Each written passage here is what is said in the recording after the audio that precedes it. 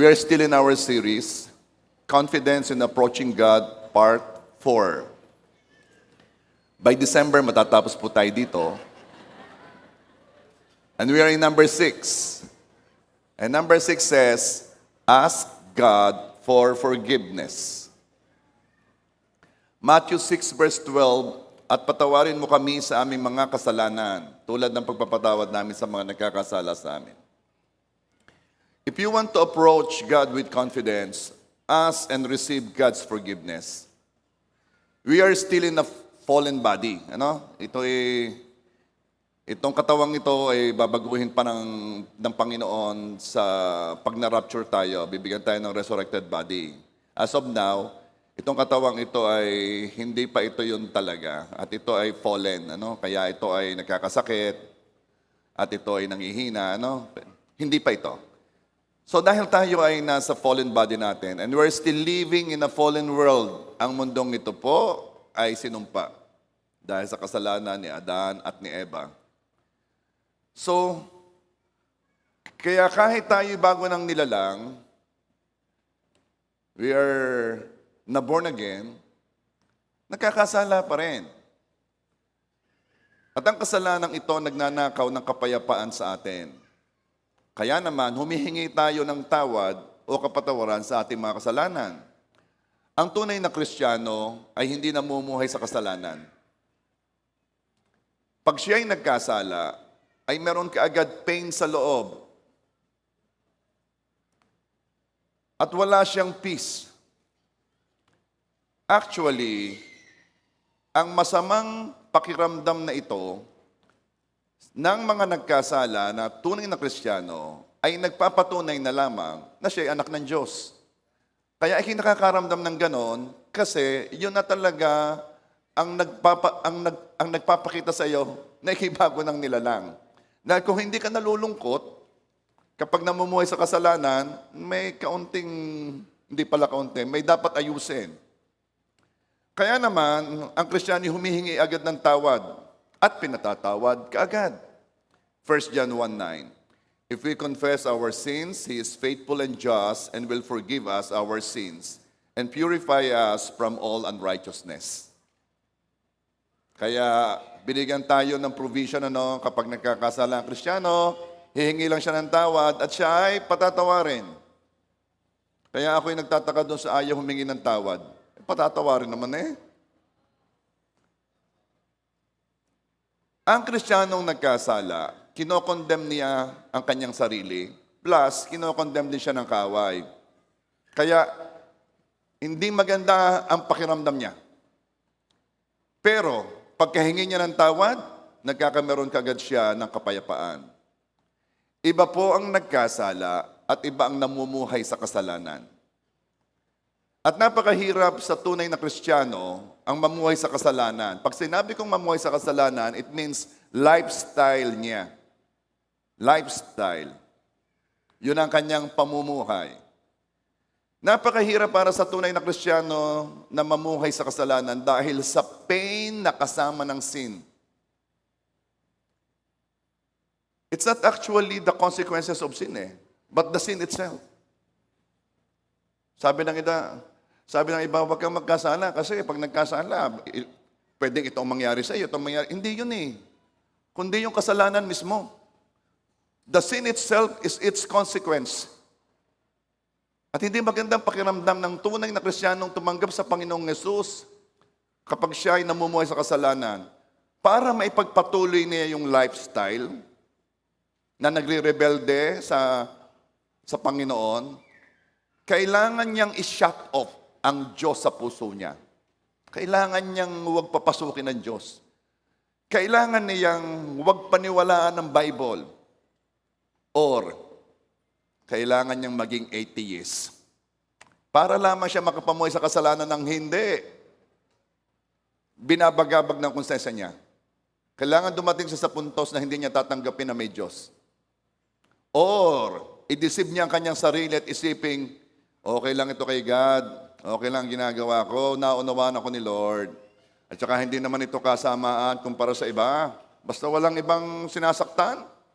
Kailangan niyang i-deceive ang kanyang sarili para maipagpatuloy niya. Ito po ang dahilan, kaya ang Kristiyano ay pabanal ng pabanal. Diba, deklarasyon natin yon. Kumusta kayo? Pabanal ng pabanal. Ito po ang dahilan. Ano, pastor, ang dahilan? Yung mahirap mabuhay na magulo ang kalooban. Ang tunay na Kristiyano, hindi iyan magkakaroon ng kapayapaan kapag siya ay namumuhay sa lifestyle ng pagre-rebelde sa utos ng Diyos. Bakit? Simula tinanggap ng taong yan, si Jesus, pumasok na sa kanyang puso ang banal na Espiritu. Kaya kapag hindi nakakaramdam ng lungkot ang isang Kristiyano sa kasalanang ginawa, abay lumuhod na sa Panginoon at makipag-ayos na. Kaya yan po ang una, number 6. It says, ask God for forgiveness. Mahirap magkaroon ng confidence ng pag-approach kay God kung hindi nadidil to. Hindi ko na masyadong papakabain. Ano? Yang number 6. Alam naman ninyo yan eh. Pupunta ko sa number 7. Number 7 says, ask God to help us forgive others. Matthew 6 verse 12.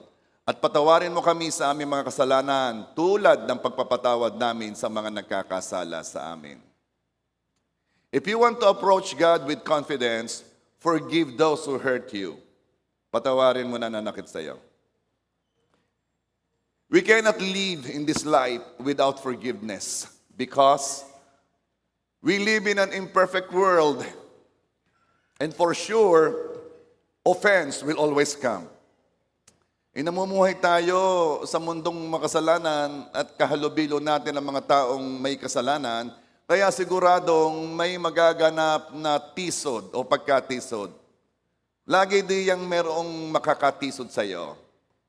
At hindi naman pwedeng magkulong ka na lang sa kwarto. Merong mga taong ayaw ng masaktan ay nagkulong na lang sa kwarto. Hindi naman pwede.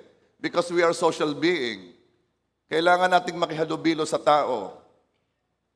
Kaya yung mga taong hindi nakikihalubilo sa tao, iba ang kilos. Yung laging ang kaharap ay computer games. Tingnan mo, hindi marunong makihalubilo sa tao yan. Kaya naman, kailangan laging magpatawad.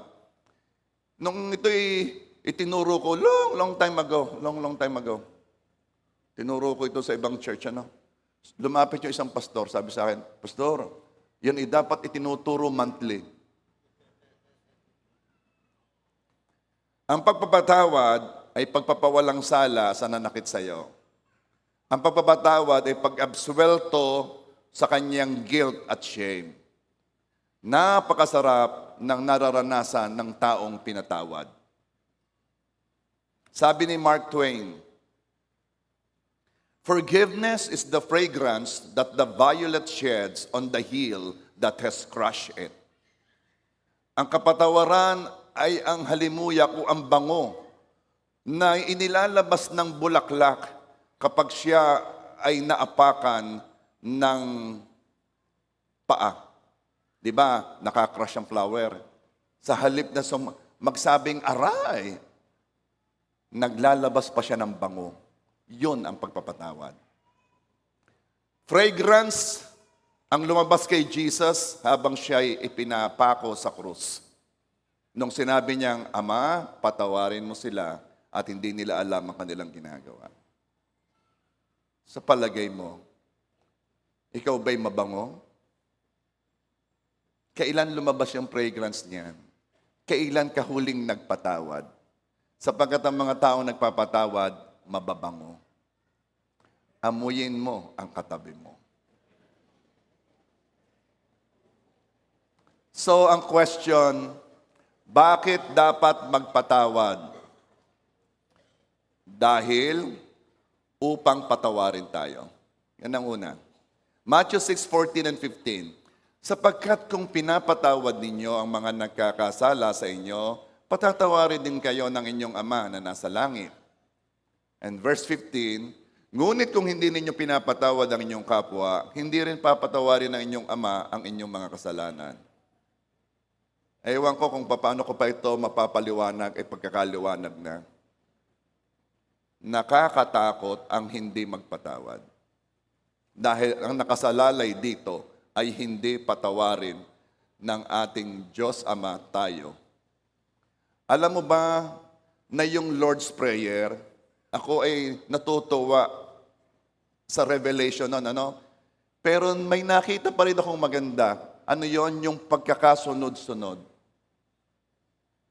Hindi muna sinabing, give us this day our daily word, hanggat hindi sinasabing, let your kingdom come. Siguro, some other time, may explain ko kung bakit. There is something about sa pagkakasunod-sunod ng Lord's Prayer.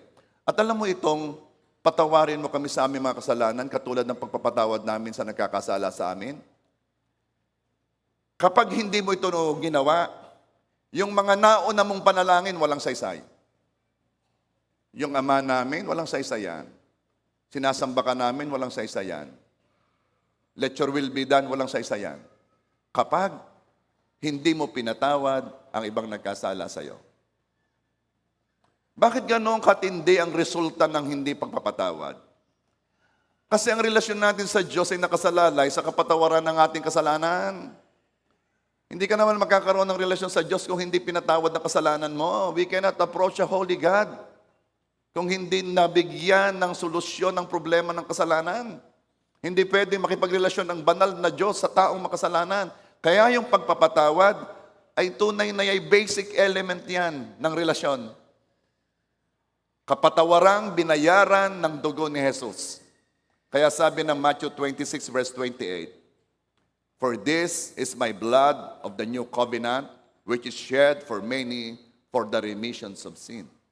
Dugo lang ng Panginoong Jesus ang pwede mag-alis ng kasalanan. If anyone will tell you na kung gagawin mo ito ay mawawala ang kasalanan mo, huwag kang maniniwala. If anyone will tell you, kung gagawin mo yung sinasabi ng aming grupo, mawawala ang kasalanan mo. No. Iisa lang ang pwedeng mag-alis ng kasalanan natin. Iisa lang. Ito'y ang dugo ng Panginoong Jesus.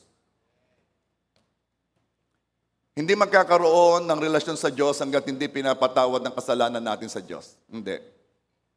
Hindi naman pwedeng basta lang tayo patawarin. Hindi naman pwedeng walaan na lang. Sige, huwag mo naintindihin yun, ayos lang yun. Hindi naman pwede.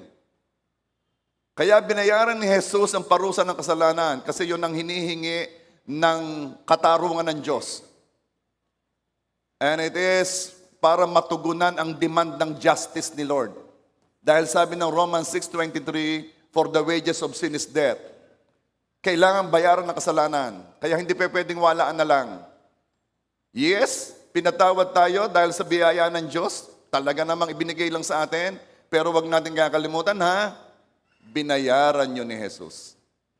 Sa atin ay biyaya kay Jesus. Gawa. May ginawa si Jesus. Tayo walang gagawin kasi may gumawa na. Ang kapatawaran ay biyaya ng Diyos sa atin, pero pinagtrabahuhan ni Jesus para sa atin.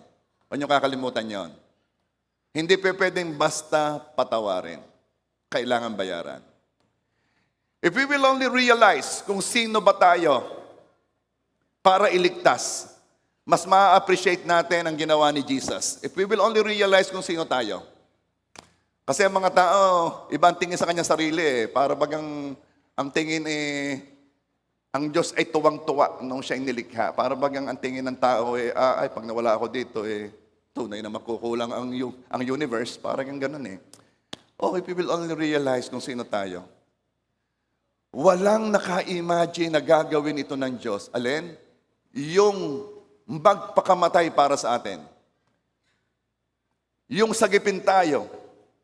Hindi ito naisip ng sino mang tao nung Old Testament. Hindi nila ito naisip na gagawin ng isang Diyos. Kahit si Satanas, hindi niya na-compute that a God can do this. At kahit mga anghel, hindi nila naisip na ang Diyos ay magpapakumbaba ng ganong pagpapakumbaba at isakripisyo ang kanyang sarili para lang sa nilikha. Philippians 2 verse 8. And being found in appearance as a man, he humbled himself and became obedient to the point of death, even the death of the cross. Nagkatawang tao ang Diyos anak upang tanggapin ang parusang dapat ay sa taong nagkasala ibibigay. Kung ikaw'y anghel, anong mararamdaman mo? Sanay na sanay ka na sinasamba mo ang Diyos sa kanyang luwalhati at kaningningan. Simula nang ikay nilikha, nakita mo na ang glory ng Diyos ng mga Diyos, Hari ng mga hari. Kita mo siyang nakaupo sa trono at ang lahat ng host of angels are worshiping Him. Sanay na sanay ka na sinasamba mo ang pinakamataas na Diyos. Pagkatapos, makikita mong kunin niya ang anyo ng nilalang. Makikita mong siya'y magkatawang tao. Panginoon, ba't mo gagawin yon? Bakit ka bababa sa trono mo? Napakaluwalhati mo. Sobrang ningning, sobrang banal. Bakit ka bababa sa lupa? Magaling ka kung nung bumaba ka sa lupa, bumaba ka Diyos na maningning. Hindi Kinuha mo ang anyo ng mga tao. Alam mo ang anyo ng mga tao? Bigyan ko lang kayo ng sample. Huwag kayong maligo ng mga 3 araw. Yang inyong anyong yan ay yan ay pinaayos na yan. Ang tunay na anyo ng tao, yung hayaan mo. Hindi lang yun Ang anyo ng tao na nagkakasipo, nagkakalagnat, nagkakasakit, napapagod, nauuhaw, nagugutom. Yung anyo ng tao, huwag kang magpagupit. Yan ang kinuhang anyo ng isang Diyos. Ano ka namang maganda sa atin? Tayo naman nagaganda sa bawat isa. Halimbawa, ang ganda niya, ang pogi niya. Kasi wala ka namang mapagkumparahan talagang maningning. Sino na dito talaga nakakita ng anghel? Yung talagang nakita. Alam mo ba nung Old Testament, pag lumabas ang mga anghel, ang tao'y lumuluhod. Ang tingin nila sa anghel, Diyos. Kakaiba ang ningning, kakaiba ang ganda. Tayong mga tao, hindi naman tayo kagandahan. Para lamang mabago ang inyong tingin, ha? Baka kayo puging-pugi sa inyong sarili, pag kayo nananalmen, ha? Gusto kong mag-echo yung sinasabi ko sa inyo, hindi ka pugi. O baka naman ikaw, babae, pag ikaw'y nananalmen, ay, nako, napakaganda ko talaga. Paltan mo, salmin mo. Ano gusto sabihin? Hindi tayo kagandahan, nanilalang. Di ka po tayo nilikha ayon sa wangis ng Diyos. Ay, yes, oo. Pero kung para sa mga anghel,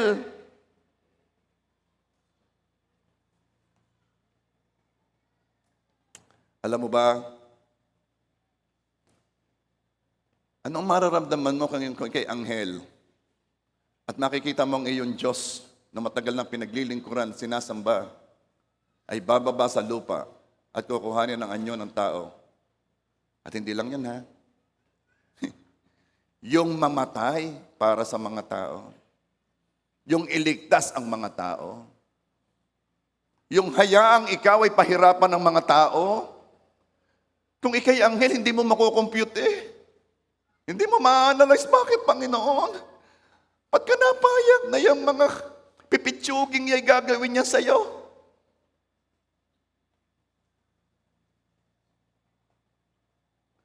At bakit ka naman mag-iisip ng ganyan kung kay anghel? Kasi walang president. Hindi pa ito ginagawa ng Diyos noon pa man. Hindi ito ginawa ng Diyos para sa mga nagkasalang anghel. Hindi nagkatawang anghel si Jesus para iligtas ang anghel. Ngayon lang sila nakakita ng isang Diyos, nagkatawang tao, nagkatawang nilalang para iligtas ang nilalang.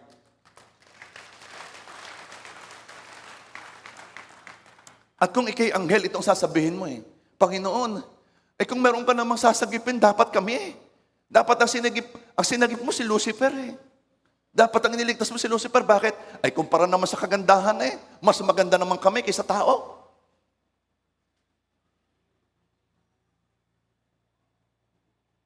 Hanggang may nagtanong na Hanggang may nagtanong na kung bakit ganon ang trato ng Diyos sa tao. At sabi sa Psalms 8 verse 3 and 5, when I consider your heavens, the work of your fingers, the moon and the stars which you have set in place, what is mankind that you are mindful of them? Human beings that you care for them?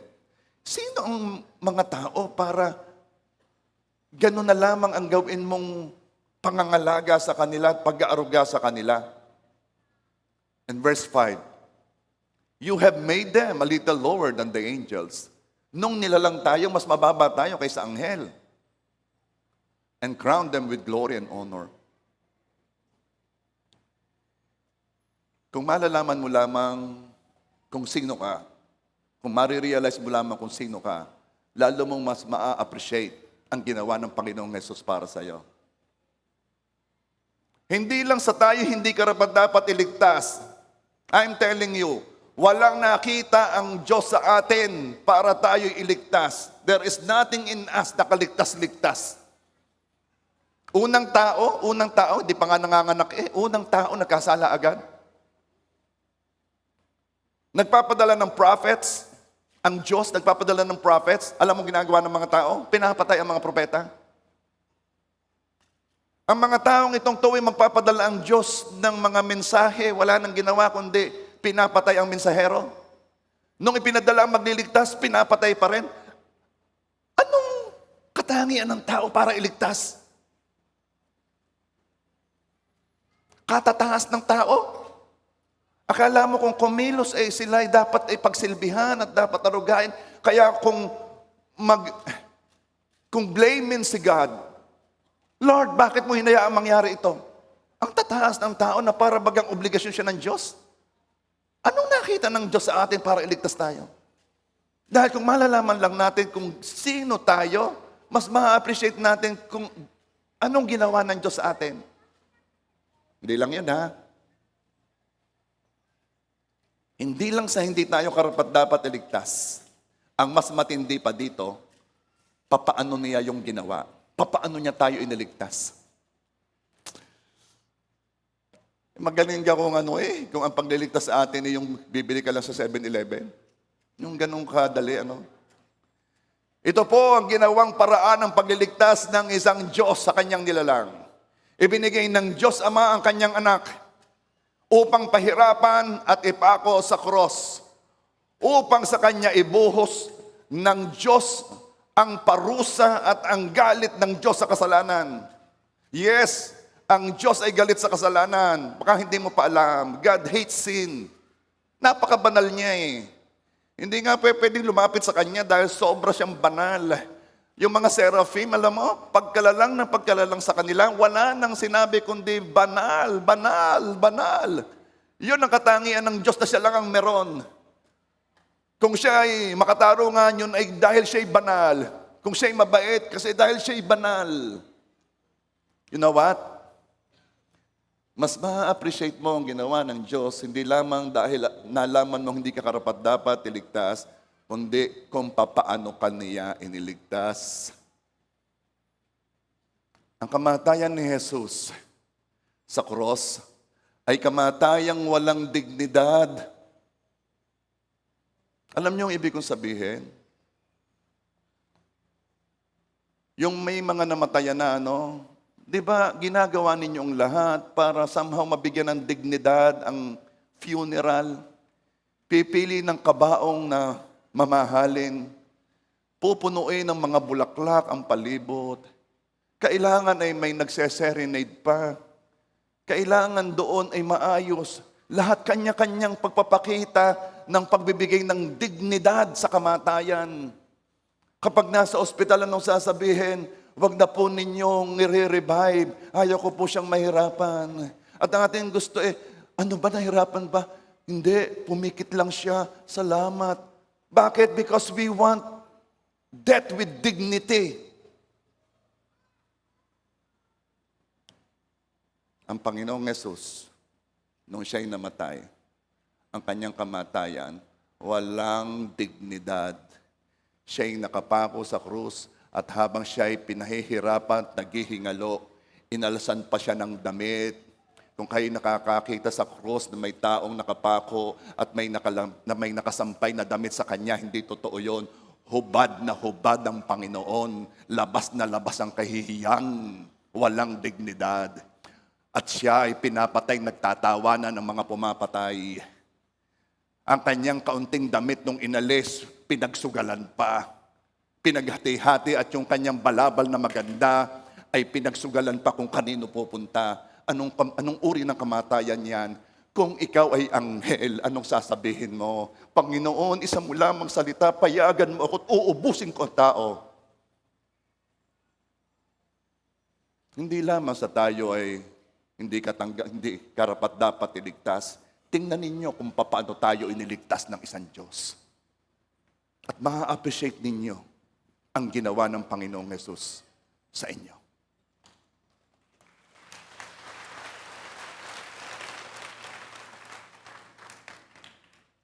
Napakatindi ng parusa dahil ganon din katindi ang ating kasalanan. Remember that. Bakit po sobrang pinarusahan? Kasi sobrang ating kasamaan. Kailangang dumating yung puntos na sasabihin ng Diyos, okay, sapat na ang bayad.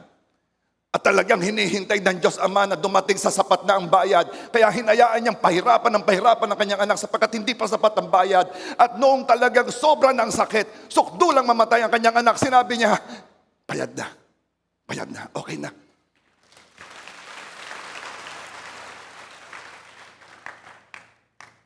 Napakataas ng presyong binayadan upang tayo'y mapatawad. Then, tayong pinatawad lang, hindi tayo magpapatawad. Sino ka? Sino tayo? Now you understand kung bakit napakatindi ng sabi ng Panginoon, ang hindi magpapatawad, hindi ko rin patatawarin.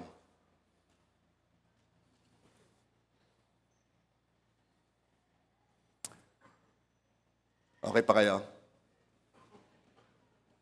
So kung meron ka diyang hindi pinapatawad, ha? Siguro na may pwede na. Amen ba? O I pray pagkatapos ng preaching na ito, ang babango nating lahat.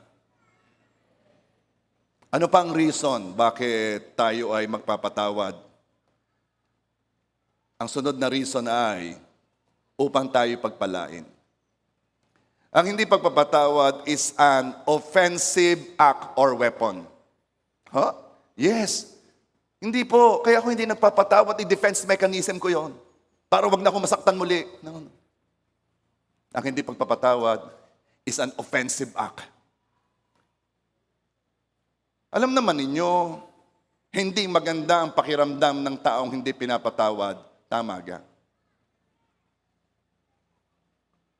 O hindi ko malaman kung may kausap ako dito.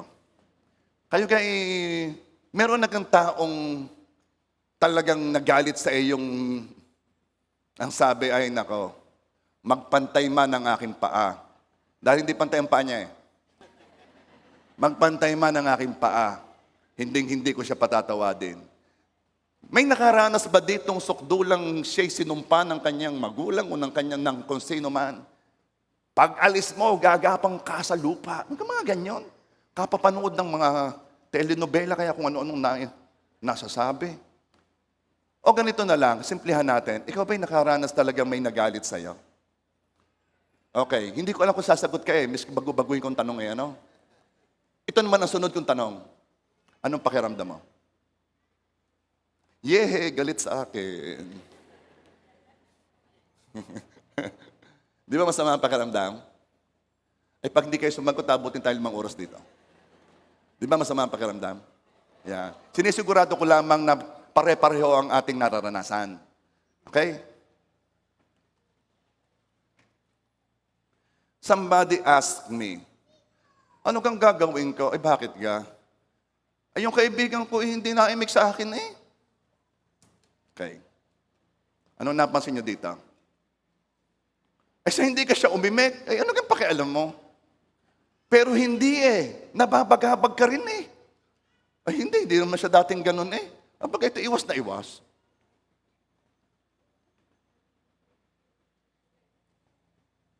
Anong ibig sabihin? Alam mo yung taong kinagagalitan o hindi pinapatawad, para hindi siya maapektuhan, let's say silent treatment ang ginagawa, ano? Para hindi siya maapektuhan, kailangang patigasin niya ang kanyang damdamin. Kung hindi siya umimik hindi ako hindi rin naimik. Ay, galit daw sa iyo. Sabihin mo, dubli galit ko. Mga gayon no?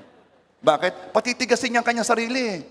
Dahil pag hindi niya pinitigas ang kanyang sarili, maapekto siya ng maapekto. Ba't siya galit? Wala naman akong ginagawa sa kanya Sabihin mo anong kang kailangan niya? Lomi, goto, kape. Masama naman ang pakiramdam na ikihabol-nabol. Siyempre, iingatan mo ngayong pride. Sabihin mo sa kanya kung siya'y galit. Wala akong pakialam.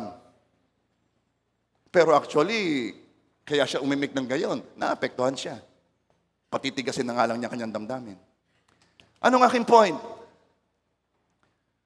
Ang hindi pagpapatawad is an offensive act. It's a weapon. Ang ramdam ng hindi nagpapatawad ay alas niya yon. Kaya pag sinabing siya magpatawad na, sa ginawa niyang iyon, ito na nga lang ang meron ako, ibibigay ko pa. Anong meron ka? Yung hindi ko siya patatawadin. Ayun na nga lamang Talong-talo na nga ako. At ipagdadamot niya yon. At di na naman lalabas yung magpantay ang paa. Kahit magpantay ang paa, ayun yun inisip ko. Kaya ibig sabihin na magpantay ang paa, dahil nung unang narinig ko yung pala yun. Forgiveness is a very humble act.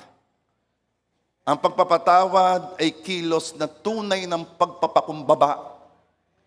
I think it is one of the pinakamapagpakumbabang kilos Why?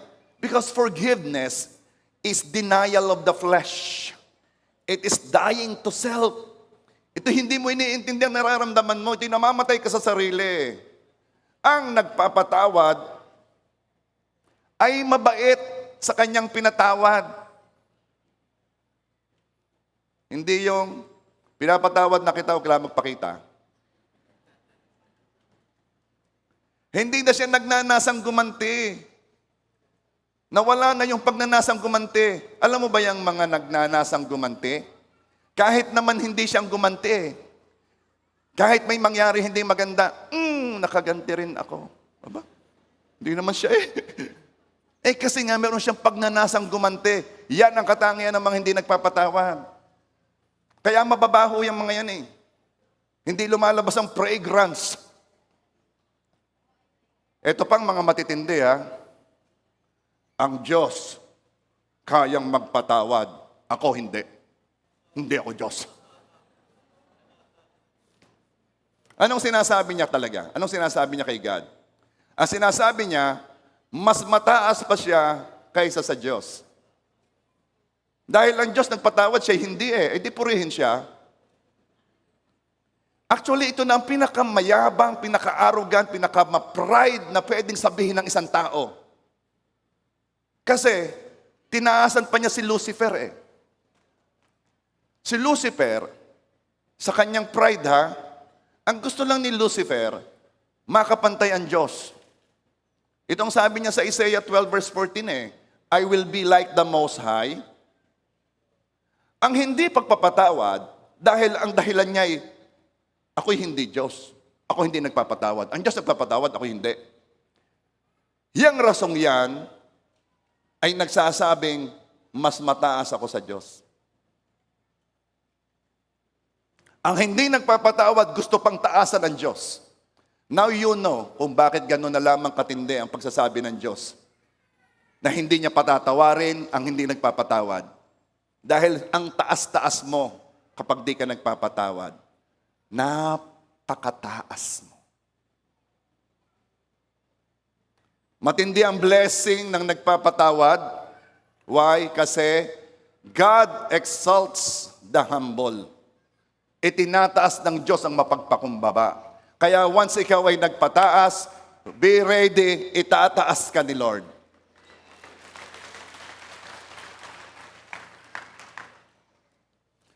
Kung ako sa'yo, kung meron ka pa diyak hindi pinapatawad, i-give up mo na yan. Kung gusto mong ang Diyos ay may gawing maganda sa'yo, ang pagpapakumbaba ay fuel sa anointing. Gusto mo bang gamitin ka ni Lord ng matindi? Hindi lang sa pagpalain ha, yung God will use you mightily for His kingdom and people will notice, wow, anointed, wow, sinasamahan ng Diyos. Isa lang ang gagawin mo. Ika'y magpakumbaba, ika'y magpatawad dahil ya'y gatong para lalong mag-apoy ang paggamit at ang kapangyarihan ng Diyos tayo. Tuwing may pagkakataong magpatawad, gawin mo na. Forgiveness is a very generous act. Ang masaktan lang ang pwedeng magpatawad. Hindi pwede na ang nasaktan ay yung asawa at ang magpapatawad yung asawa. Halimbawa, mayroong nagsalita sa kanila doon sa lalaki, di galit yung lalaki. Hindi pwedeng yung babae magsasabing, pinapatawad ko na yung nagsalita ngayon laban sa aking asawa. Hindi. Kailangan yung sinaktan mismo ang magsabing, pinapatawad ko na siya. Because ang pagpapatawad is an act na ikaw lang ang pwedeng magbigay. Kaya ang pagpapatawad is a very generous act. I cannot forgive the person who hurt you. Ikaw lang ang pwedeng gumawa noon. Isipin mo kung anong ibinibigay mo. Napakatindi noon kasi ikaw lang ang pwedeng magbigay. And once binigay mo, humanda ka, may pangako ang Diyos. Blessed is the one who gives.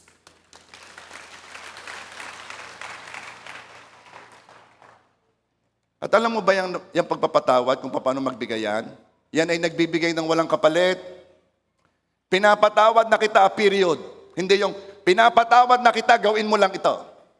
Pinapatawad na kita, basta mangyari ito. No! Ang pinapatawad ay inaalsan mo siya ng shame, inaalsan mo siya ng guilt, ibinabalik mo ang kanyang dignidad. Kaya pa? Kaya pa? Uulitin ko ha, wala kang karapatang hindi magpatawad dahil pinatawad ka din lang. And this should be your mindset always. Ako'y biniyayaan lang, kaya ako'y magiging mapagbiyaya sa iba. At kung ikang nate-attempt na huwag magpatawad, isipin mo na lamang, tinataasan ko ang Diyos sa pagkilos ko ng ganito at ayaw kong mangyari yon.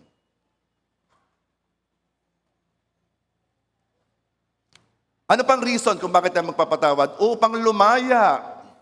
Ang hindi nagpapatawad ay parang kanina lang nangyari yung offense. Pag meron kang hindi pinatatawad, tumigil na ang paglago mo. Tumigil ang growth mo. Hindi lamang emotional growth, mental growth, spiritual growth, your whole being, ang paglago mo'y tumigil. Kung noong year 2000, and that's 23 years ago. Ano? Kung noong year 2000, may nanakit sa'yo, at hindi mo pa rin siya pinapatawad hanggang ngayon, hindi ka pa rin nakakaalis sa 2000. Kaya please,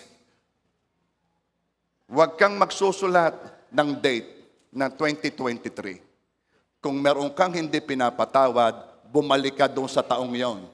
Nandoon ka lang. Hindi ka lumalago. Anong year na ngayon, Utaoy? Anong year na ngayon, Ineng? Pag meron kang hindi pinapatawad, ang year mo, yung taong yon. Mahigit na 2 dekada na ikay naninirahan sa panahong sinaktan ka. Ang bitter ay yung hanggang ngayon, masama pa rin ang loob mo. Yang namumuhay ng bitter ay nawawala na ng joy. Alam mo bang pwede kang tumawa na walang joy? Pwede kang tumawa na walang joy. Bakit? Magaling kang magkunwari Yang mga bitter, wala yan joy. Humahalakak yan, pero wala yan joy sa loob. Bakit? Kasi tumigil na yang mabuhay, simula noong siya ay merong hindi pinatawad, tumigil ng kanyang buhay. Nawala na yung full life dahil sa offense. There was this story. There was a Russian bear. Oso. Itong bear na ito ay kasama sa nagta-travel na circus. Ano? Yung dad pupunta sa isang lugar, ipapakita yung bear, ano? Ang kulungan ng bear ay 10 feet. 10 pie ang laki ng kulungan ng bear. Kaya bata pa siya, nandun na siya. Ang gagawin ng bear, lalakad siya ng 10 pie. At pagkatapos noon, babalik siya 10 pie. Babalik siya 10. Bakit? Yun lang ang kanyang kulungan. Ay may nahabag mga animal activist, mga yung ba sa animal rights, ano? Nilagay siya sa malaking enclosure. Nilagay siya sa mas malaking lugar. Yung malaking lugar na pinaglagyan sa kanya ay meron ng water, meron ng tubig, at meron naaakyatan. May naaakyatan. Mas malawak, sobrang laki. At dinala nila doon ng bear. Alam mo ang ginawa ng bear? Lumakad ng 10 pie. At pagkat 10 pie, bumalik uli ng 10 pie o 10 feet. Napakalawak na ng kanyang lugar, pero 10 feet pa rin lamang ang kanyang nilalakaran. Bakit? Kasi hindi siya makaalis sa kanyang invisible na rehas. Yan po ang nangyayari sa taong hindi nagpapatawad. Siya'y nakakulong sa invisible na rehas.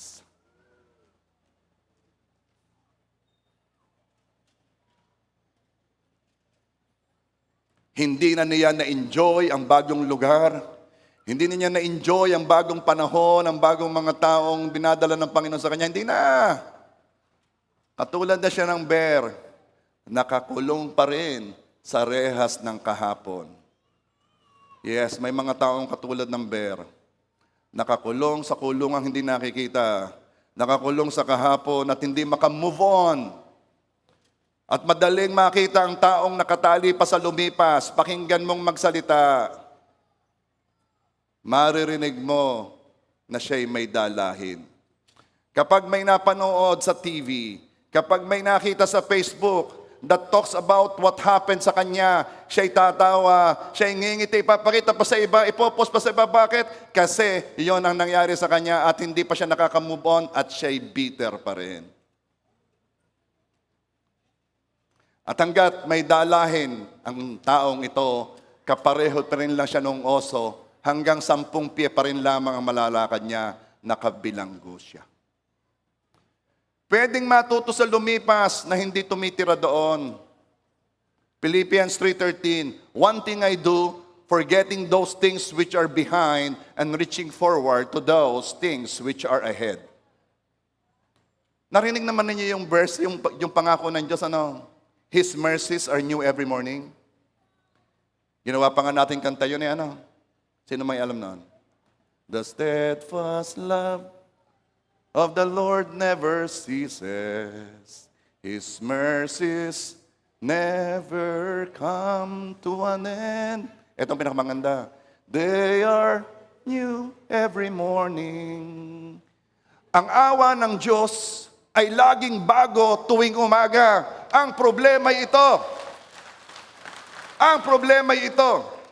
Hindi mo mararanasan ang awa ng Diyos sa umaga kung nakatira ka pa rin sa kahapon.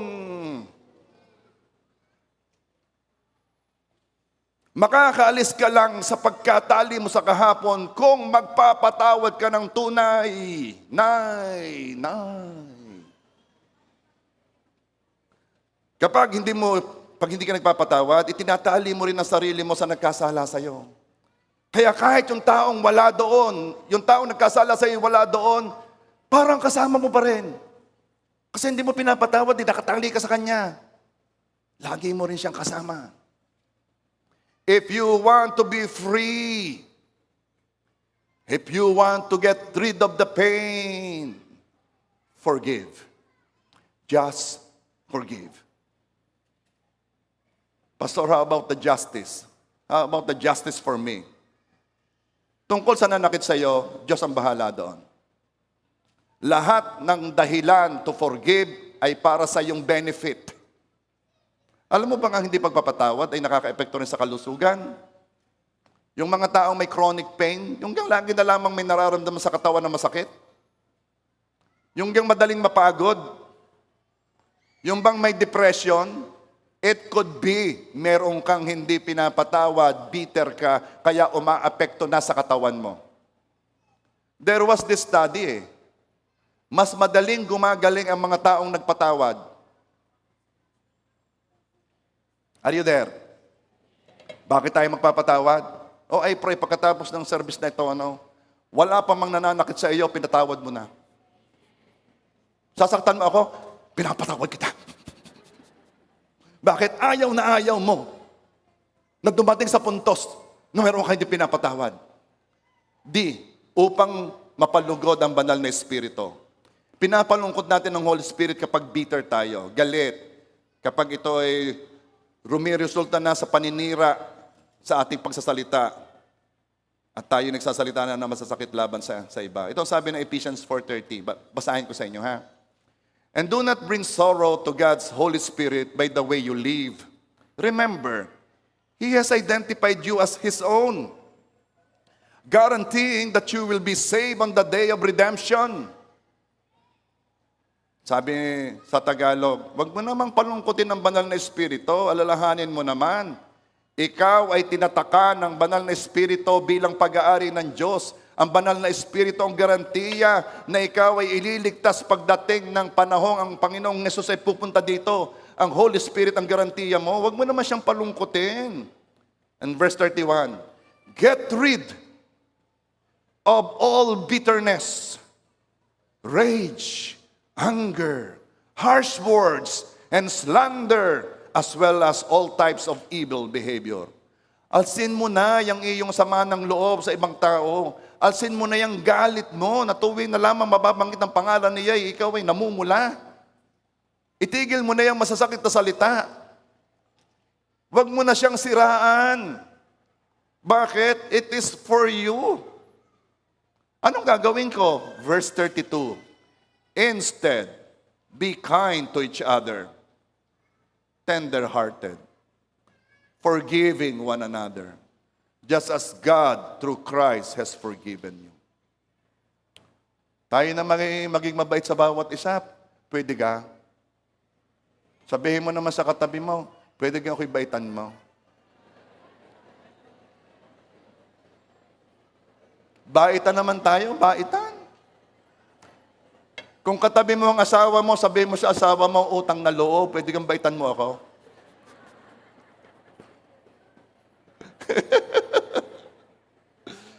Yung isa, ang sinasabi ko lang baitan mo ako. Sa dami lang nasabi. Baitan mo ako, ha? Naalala mo ganung isang araw? Tinaasan mo ako ng boses, ha?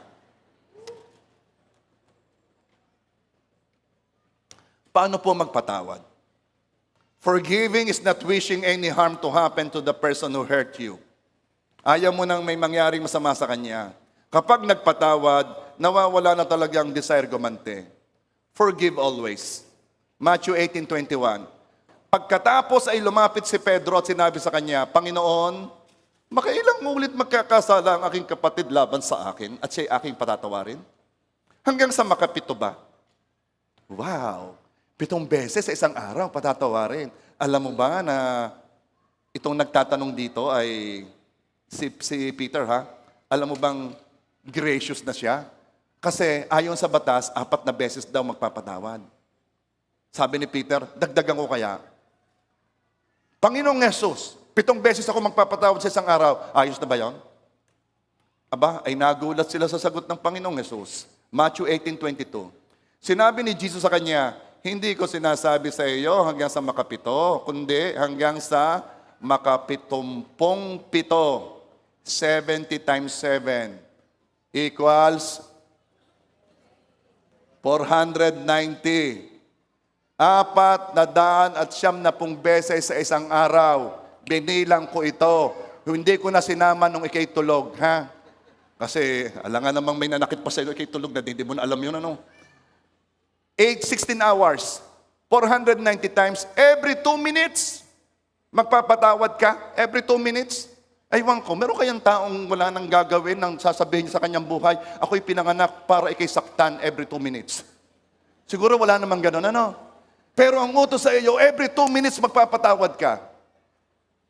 Ayun naman way ng pagsasabi ng Panginoong Yesus na lagi kang magpapatawad. Kung ang tanong mo ilang beses, pastor naman, di mo naman naunawaan, the offense is continuing. Hanggang ngayon nananakit siya. Well, the answer is this, hanggang ngayon magpatawad ka. Now, listen very carefully ha, baka naman kayo mali ang take nyo. Hindi naman ibig sabihin, at ikay sinasaktan, ay ikay titigil doon sa lugar na iyon, ay siyempre lalayo ka. Pinapatawad na kita, pak! Pinapatawad na kita, pak! Siyempre naman lalayo ka. Common sense naman yun, ano? Baka naman na sabihin nyo, ay babalik ako doon sa may nanununtok sa akin. Dahil ako dapat magpatawad ng dalawang every 2 minutes.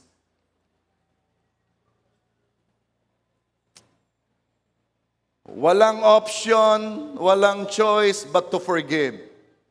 Our guide sa dealing with people who hurt us, yung sabi ko sa inyo kanina, binayayaan lang ako ng Diyos nung ako'y pinatawad. Kaya magiging mapagbiyaya din ako sa iba, patatawarin ko siya.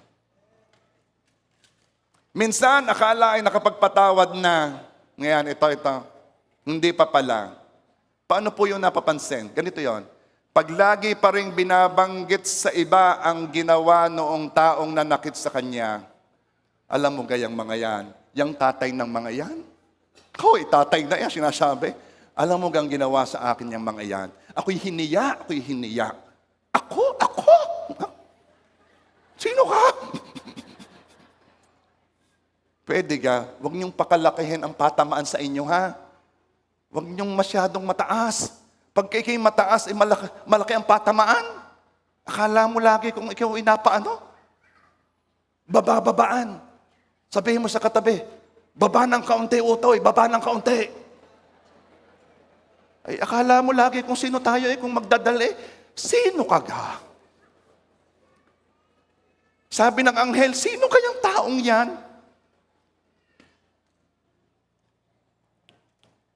Pag may iniiwasan ka,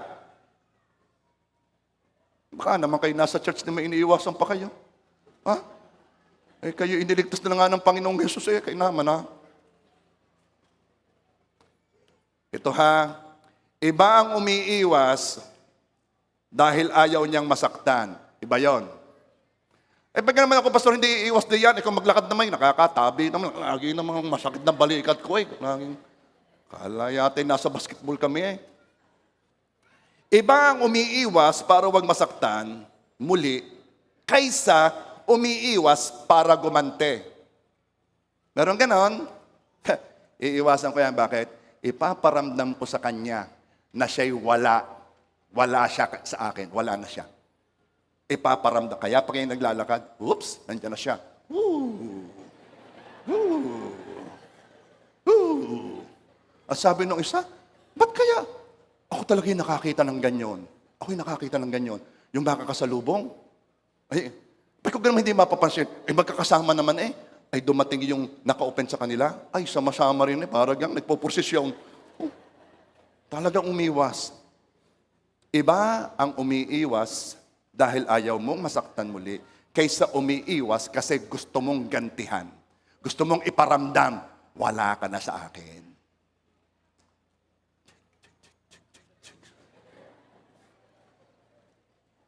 Pag ikaw ay nayamot o nainis, ay naisip mo lang naman naisip mo lang, ay naisip mo. Ay, anong naisip mo? Hindi, wala, hinampas ko lang. Naisip mo, nayamot ka? Or nakita mo siya? At ang mabigat nito, siya yung nanakit sa'yo, sinama mo na ang pamilya niya. Nakita mo na yung mga anak, nagalit ka na rin. Yung kaibigan niya, nagalit ka na rin. Sinangkot mo na lahat. Dumating ang kabarangay niya, galit ka rin sa barangay. Wala namang ginawa laban sa iyo. Taga saan ka, ay taga roon. Nakasama na eh. Pag ang tendency mo ay laging masamain ang ginagawa niya. Ari nga palang leche plan, tingnan mo yon. Yun ay ako'y gustong bigyan ng diabetes eh. Kainaman na, binigyan lang ng kat ha. Kasi minamasama mo lahat ng ginagawa. Ari nga palang ang palya, manyapat alam na ako hindi nakain. Hindi naman niya alam, gusto kang bigyan. Pag minamasama mo lahat ng ginagawa niya, mag-ayos-ayos ka.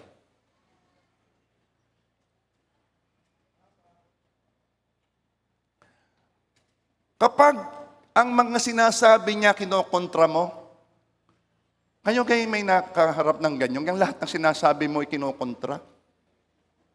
Ano ka ga? Yung alam mo maganda ang red, alay mas maganda ang orange. Di pa ako pinagbigyan eh. Alam mo talaga, nagsisimula talaga ang service ng 9. Ilang punta ko na doon eh, 9:05. Di pa ako pinagbigyan eh. 5 minutes lang eh. Yung lahat na sasabi ko, kontrahin mo, may tama ka. Pag naghihintay ka na siya'y pumalya, at pag pumalya, pagpepiestahan mo. Yun! Bangkarute. Alam mo ga, naku, may tama ka. Di ka nagpapatawad. At kung anumang reason na sinabi ko sa inyo, isa lang ang tandaan ninyo, ha? Hindi ka patatawadin ng Diyos kung hindi ka rin nagpapatawad. In conclusion, time does not heal. Sabi nila, no, pagdaan ng panahon, malilimutan ko rin at gagal. Hindi. Sa dami ko nang nakitang katatanda na hindi pa nahihil. Time does not heal. Jesus does.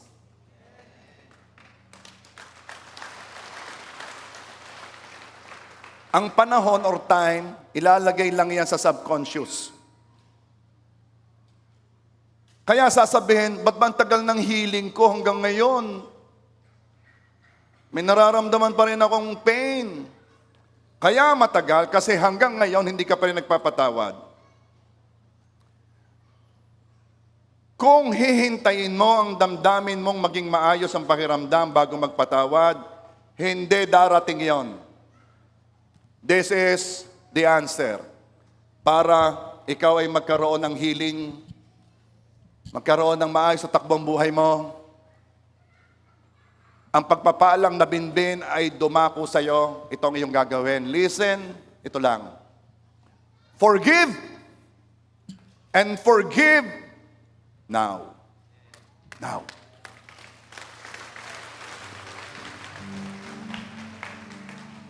So, church, baka naman hanggang ngayon, listen to this, ito'y mahalaga. Bakit? Nakasalalay dito kung ikaw ay patatawarin ng Diyos. Listen to this. Baka naman hanggang ngayon, meron ka pa rin hindi pinapatawad. Utang na loob. Patawarin mo na. Baka naman hanggang ngayon, bitter ka pa rin. For your sake. For your sake. Move on. Get rid of that bitterness. Hindi yan makakabuti sa'yo.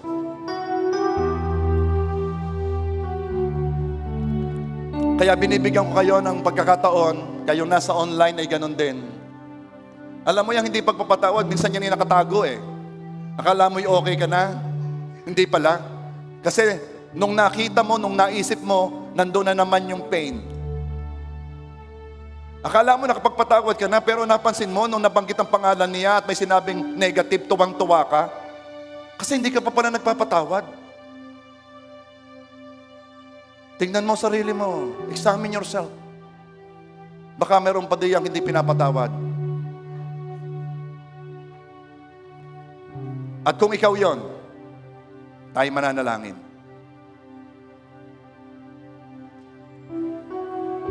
Sumunod ka sa panalangin. O aking Ama, patawarin mo ako sa aking mga kasalanan. Kung ako ay namumuhay sa kasalanan, baguhin mo ako. Palitan mo ang puso ko. Panginoon, pinapatawad ko na rin ang mga nagkasala sa akin. Hindi ko na sila sinisingil. Hindi ko na sila gustong gantihan. At sa halip, ang dalangin ko, Panginoon, pagpalain mo sila. Ngayon ako'y mananalangin sa Panginoon na ipakita sa inyo o ipaalala sa inyo yung mga taong nanakit sa inyo. At pwede ba banggitin ninyo ang kanilang mga pangalan, ibulong lang ninyo ng kayong nakakarinig at sabihin ninyo na pinapatawad ko na si. Pinapatawad ko na kung sino man yon. Kung marami yan, banggitin ninyo. Kailangan mo lang i-declare na pinapatawad mo sila. Go. Pinapatawad ko na si. Pinapatawad ko na. Pinapatawad ko na si. Sige, sabihin mo kung sino yon. Kung yan ay marami, isa-isahin mo. O Holy Spirit, ipakita sa kanilang mukha ng mga taong nanakit sa kanila. Holy Spirit, I pray. Ipakita mo sa kanila ngayon. At habang ipinapakita ng Diyos sa inyo yung mga mukha ng mga taong yon, bigkasin mo na pinapatawad mo sila.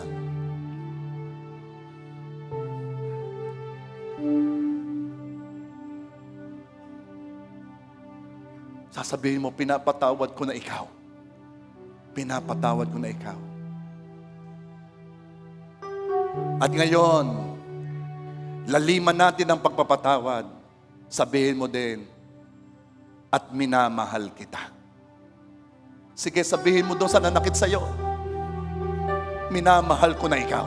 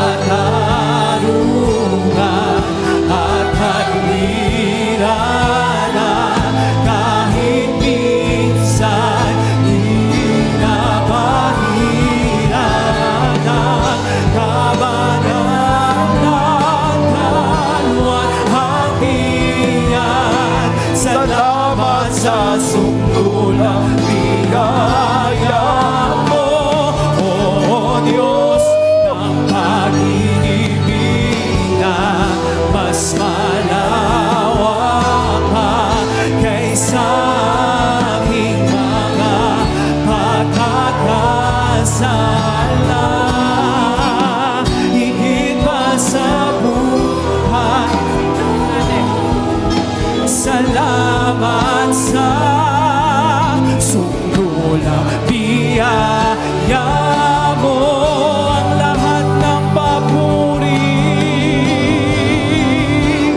ang lahat ng papurihan, karangalan ay sa'yo lamang, Jesus. Hindi alay, hindi na ang buhay ko. Salamat sa sunggulang biyaya. Ang lahat ng papurihan, karangalan ay sa'yo lamang, Jesus. Hindi alay, pati na ang buhay ko. Salamat sa sunggulang biyaya mo. Ang lahat ng papurihan, karangalan sa'yo lamang, Jesus. Hindi alay, pati na ang buhay ko. Salamat sa sunggulang biyaya mo. Welcome to a joyful life, bitterness-free life. Welcome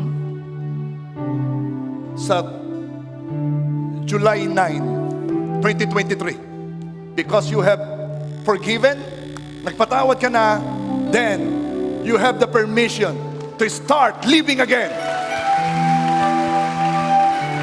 To live fully, to live with joy. Hindi ka na nakabilanggo, nakapagpatawad ka na. At humanda ka, sapagkat lahat ng pagpapalang nabinbin dahil sa hindi pagpapatawad, ngayon bubuho sa iyo. Father God, we thank you for giving us the grace to forgive others the way you have forgiven us. Thank you for reminding us kung paano mo kami pinatawad, kung sino kami, at kung paano mo yun ginawa. Thank you for reminding us, O Lord God. At salamat, Lord, sa biyaya na kami may makapagbigay ng biyaya sa iba. Patawarin sila ng tunay. Thank you, Lord. In Jesus' name we pray. Amen.